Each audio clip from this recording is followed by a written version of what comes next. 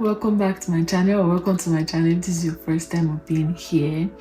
So it's been almost 6 months since we moved to Canada, right? And in all of that, I figured I would come on here and just gist with you guys and share with you guys some of the things that surprised me after arriving Canada. Some of them I obviously anticipated, but experienced them in a more deep way after getting here. But some of them I didn't even see them coming at all. So yeah, I'm just going to be sharing with you guys some of those experiences, so stick with me. So the first thing is obviously the weather. If you hear Canada, you hear cold, like it's synonymous, right? I mean, it's not a shocker that Canada is cold, but the degree to which it is cold is what surprised me. So we came during autumn, we came during fall. We've not experienced summer yet, we've not experienced spring yet. So maybe by the time we are 1 year, I'll come back and just together about how 1 year in Canada has been like, right? And maybe some of the culture shocks like that have come during the 1 year period. But for now, my experience is majorly with a little bit of autumn, say 2 months worth of fall, and then mostly winter, right? So like I was saying, everybody that knows about Canada knows that Canada is cold.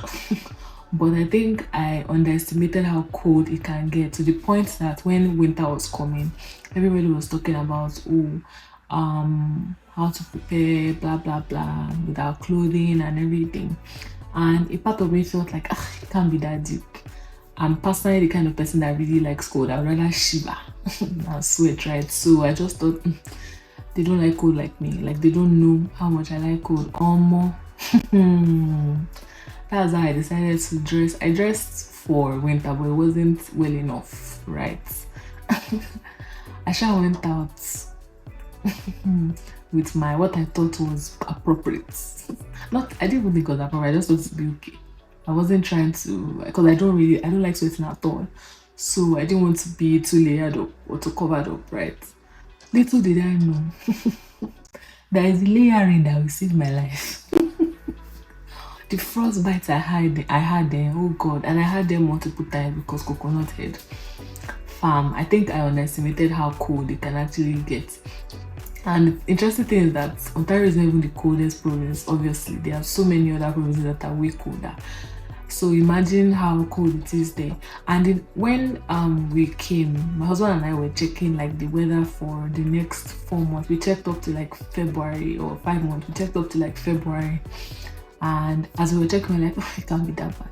It can't be that bad. It can't be that bad. It was that bad. It was that bad.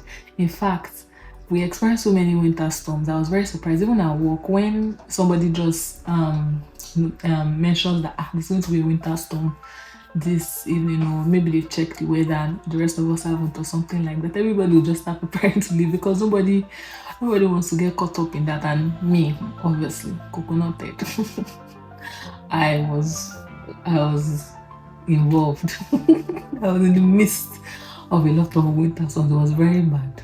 I remember one day I got home and said, Kai, it's today I know that I'm in Canada. So yeah, I feel like I underestimated how cold it can get. I've also heard that during summer it can get very hot, so I'm going to come back and just you guys when the time comes. Hold me to that. Speaking of weather, something else I want to even mention is the daylight savings. So daylight savings didn't particularly shock me or surprise me, but it's not something that, to have to, because we were here before the first Sunday of November, which is when you wind back the clock. So we're here before that, obviously, and so it was something that, everybody's like, oh, it's time, where everybody do this. And I just thought, oh, this is interesting. It's different when you're on holiday and you experience it, but it being part of your life now, to be winding back the clock and winding it forward in the second Sunday of March so that you can have more daylight is an interesting concept to me, right? And even though it wasn't particularly shocking, it was just that, oh wow, we are now part of the people that care about daylight savings. And I feel like, I was telling one of my friends that I feel like in a new way I appreciate I appreciate the concept of it, because when it's 4 p.m. and everywhere is dark and you're not here on holiday for 2 weeks, this is your life. The gloominess of the weather can actually begin to get to you, and seasonal depression and all those things. So I'm actually very grateful for the concept of winding back the clock to give us more hours or more daylight during the day. Because yeah, I feel like it is something that also I thought it was interesting. It wasn't surprising, but it was interesting because obviously in Nigeria there's nothing like that. So yeah, that's I think weather and daylight savings is the first thing I want to talk about. The second thing I want to talk about is the tipping etiquette. That's also something that I think is interesting. It's literally part of the culture, like it's literally part of the custom. I think it's about 10% minimum that you can give as a tip. And it's not something where you're giving a tip to say, oh, I dash you take. It's almost like subtly, it's almost like their rights, it's almost the right of the person serving you to get a tip. That's extremely interesting. Extremely surprising, I would say, to be honest, because it's one thing to feel like, oh, you're just doing it. It's another thing when it's almost like it's part of the custom. You should do it. I wasn't used to it, if I'm being honest. I wasn't. So at first, it was something that was a little bit of a struggle, especially when you go out to eat and you see it. Maybe when they bring the POS to collect your money, or when if it's cash or whatever, and you see that tipping is actually part of it, and like how much you want to tip and everything. I thought it was interesting that wow, this thing is, at first I just ignored, but even the way the waiter will be looking at you safe. So I feel like it's interesting to know how much ingrained it is in the culture. Like it is part of the culture to tip. Wow, I think that's pretty interesting. The third thing I want to talk about is the people, or are the people, sorry. Are the people. I find it interesting that the people are both, they're a mix of straightforward and very open, right? So they mind their business, which is something I really love about Canada. They mind their business a lot, but they also are very open. So the moment you just start talking to somebody, they can start telling you intimate details about their life, their family, what they've done, where they've been, their salary. Like there are times where I'll be like, I don't think I needed to know that. Like it's interesting, and I'm also talking about it's part of the culture. Like you not giving the information is the odd thing, them giving it is the culture. I think it's interesting because anybody that is Nigerian or has lived in Nigeria knows that is not how we do. Our own is we don't mind our business. We poke nose, but we are very secretive. I don't know if you get what I'm trying to say. So that's something that was I think next to the weather. I think that was the next thing that was genuinely surprising to me, how open people are. Even if you meet people that are not, Canadian people, let's say even Nigerians or other people from other parts of the world that are immigrants in Canada, they are also open. I think it's just something about the environment. Everybody is open. Everybody freely shares stuff, intimate stuff. I think it is interesting. That one is still is still it's still something I'm working on. I'm not really like that yet, but yeah, I also think that is something that is very interesting. The next thing is the transit. The transit system. So before we came, a lot of people had said, oh, I mean, it's almost the way people talk that you think that immediately you land, the next day you should go and buy a car and start driving, or go and do your driving test and start driving, right? And there was a little bit of apprehension in my heart because I was like, the pressure is intense. So is the transit system that bad, right? Because I'd experienced the UK transit system a bunch of times, and I thought, oh, this is how that's what I had mentally prepared. But the way everybody spoke, you would know that it's not that great in Canada. So I was a bit apprehensive about it, right? It was something that genuinely concerned me. But after arriving in Canada, I realized it's not half as bad. It's not even bad at all. It's pretty straightforward, it's pretty good, it's not stressful, it's not problematic. So I don't know, maybe they're part of Canada that it is very bad, but from my experience it isn't. So if you are listening to me and I come to Canada soon and you're already freaking out about transit system, depending on where you're going, I don't think it's that bad. Of course, you should do your driving test and as soon as possible get your car and all of that, but the transit system is not half as bad as I had heard, which is a great a great surprise. Speaking of another great surprise is the fact that you can easily get Nigerian food stuff here. So when we were coming, people were encouraging us to, buy a bunch of things, buy a bunch of Nigerian food stuff, as if we were going to space and we'll not be able to easily get stuff. There was a few people that made me know that no, it's not that bad. You can easily get stuff. And I'm thankful that I didn't, because me, I don't like stress. And I married a man that does not like stress too. So we talked about it and we agreed that we should not bother stressing to pack everything. The only things that were priority to me, apart from stuff for my daughter that I felt maybe we would not easily get here, were seasoning and Milo. Because I just felt like getting Milo here may be a long shot. To my surprise, the first day we got Canada, we went out and I found Milo in Walmart, sef, not even in an African market. So things are not that bad. The food stuff is here. It's just that they're a bit more expensive. Not a bit, because if you convert it, it's not a bit, it's a lot. They're expensive. So maybe if you are coming anytime soon, get stuff that you would need to like settle down. But after that, you would find the African. There's so many. Okay, maybe so many is an exaggeration, but they are in number. At least I know two, not far from me. Two African markets, and they have pretty good stuff. Speaking of good stuff, when I first came, before I knew where to get good chicken, I used to buy chicken from Walmart, and for a while I used to feel like, this chicken, like, why is the chicken tasting like this? Is it me that is not cooking the chicken well or something? But after a while I realized that, oh, it is their chicken. The Canadian chicken has a taste. I went to look for African market. I said, it's okay. I went to look for, in fact, they call it hard chicken. That's what they call it. I'm like, it's just chicken. Why is it called hard? But it's called hard because of the way it is grossly different from the one that is typically available. So, and you have to go to an African market to get it. So yeah, so that was also interesting to me to know that, oh, their chicken can be grossly different.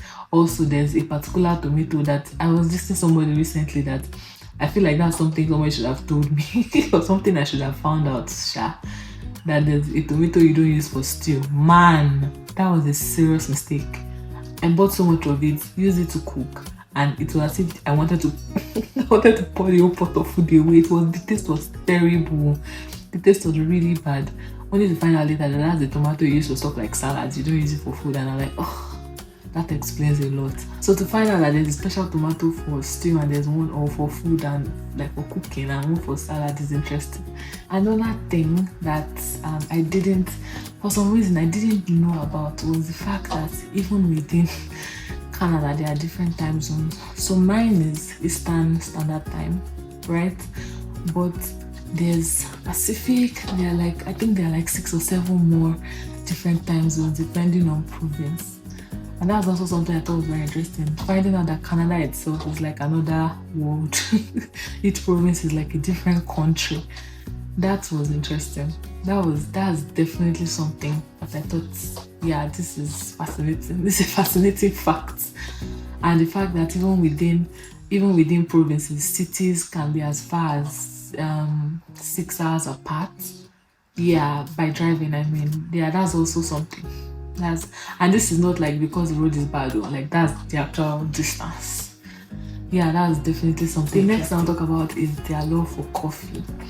Right? I'm not really big on coffee. I'm a Milo person. I only take coffee when I absolutely have to. My husband is more of the coffee person in my family. I'm not. It has to be something that I really need, right? But here it's almost like they're drinking like water. And it is Tim Hortons. Like I was telling my mom, I feel like I'm the only person in Canada that has not been to Tim Hortons. My daughter and I, of course.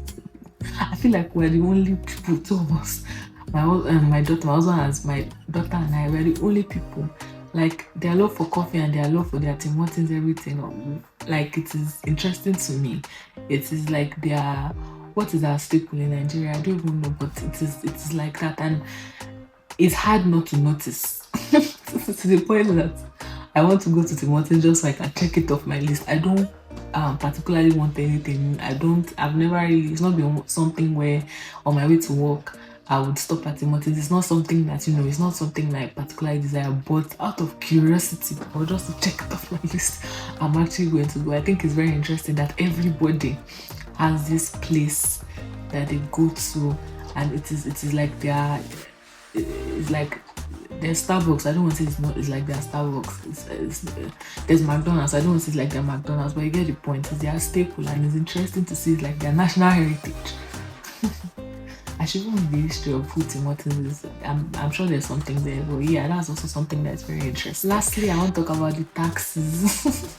You probably heard, but Canada and taxes, they're like this. When we first came, we would go out to, let's say we want to get something. It can be anything, to be honest, and we would have planned, obviously, that plan how much we're planning to spend and maybe a little bit of miscellaneous here and there, but what we didn't anticipate was how high the taxes on goods can actually be. Like after buying it, found out that Ontario has the high taxes is peculiar to Ontario, but everywhere, every province has its own taxes. There's GST, there's HST, there's everything, right? So you let's say you plan to spend $200, for example, and by the time you're paying maybe 240 something, and you're like, this was something like, where did it come from? Then you check the receipt or you ask them, because at first I used to be confused, and I would ask like, how come? And they say, because you're obviously an immigrant, you're obviously new. We're like 1 week or something, and then they would say, I thought it was interesting, like, wow, the taxes are this high.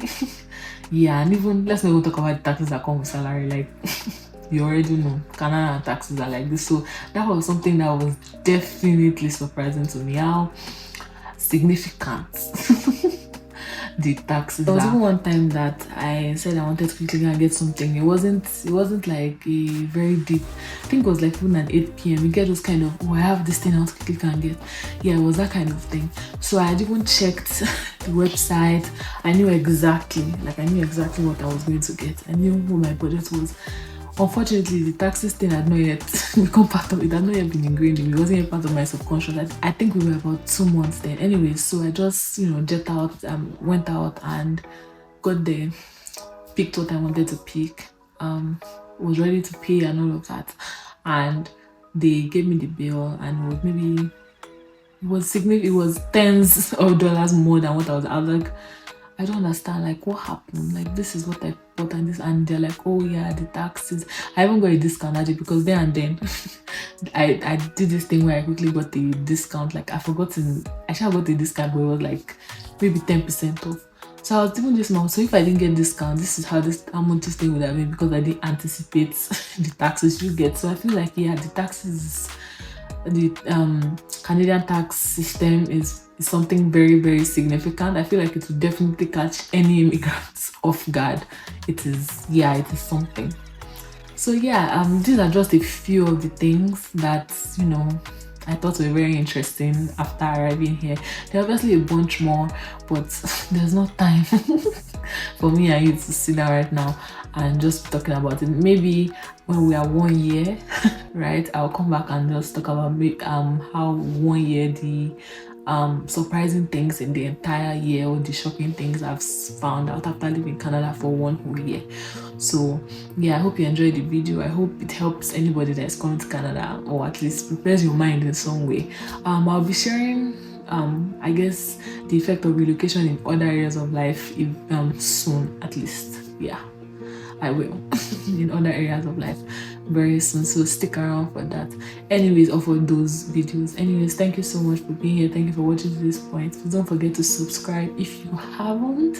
Why are you watching to this point that you will subscribe now? Is it fair? Yeah, subscribe now and hit the notification bell so you know when I drop a new video. Give the video a thumbs up, it helps more people to see it. Drop a comment. Are you an immigrant in Canada? How has your experience been? Is there anything I said that resonated with you, or what did I not mention that was a surprise to you after being in Canada? Or are you coming to Canada soon? Which of the things I said are you hearing for the first time? Or which of the things I said are you a little bit concerned about? Let me know in the comments. So thank you guys so much for being here. And don't forget to, like I said, subscribe, drop a comment, give the video a thumbs up, watch other videos, and I'll see you in my next video.